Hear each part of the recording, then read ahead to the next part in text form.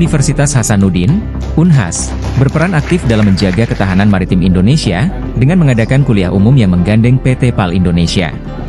Kegiatan ini menghadirkan Direktur Utama PT PAL, Dr. Kaharudin Djenot, dengan tema Kebangkitan Peradaban Maritim Indonesia, Optimisme Indonesia Emas 2045.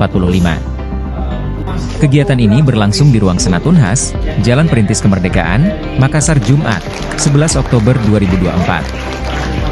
Dr. Kaharudin menekankan pentingnya peran Unhas dalam mendorong kebangkitan maritim, di mana PT PAL berfungsi sebagai pusat industri dan Unhas bertanggung jawab dalam pendidikan sumber daya manusia, SDM. Kuliah umum ini diharapkan dapat membuka wawasan mahasiswa Unhas dalam memahami dan mengkaji potensi maritim Indonesia.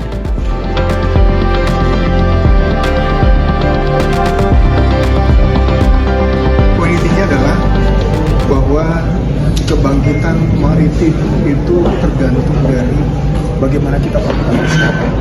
Dan persiapan itulah, dalam rangka persiapan itulah kami datang ke Unhas ini karena stakeholder terbesar maritim Indonesia di industri ada PT PAL dan di universitas adalah Universitas Hasanuddin.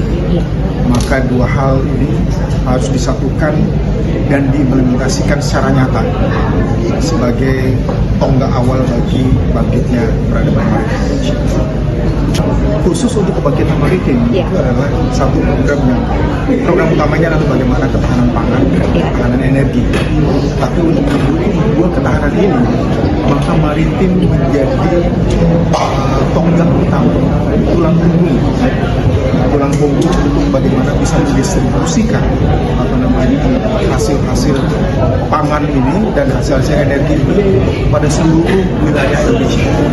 Ini menjadi satu pilar utama untuk munculnya kemudian market yang luar biasa besar bagi Indonesia.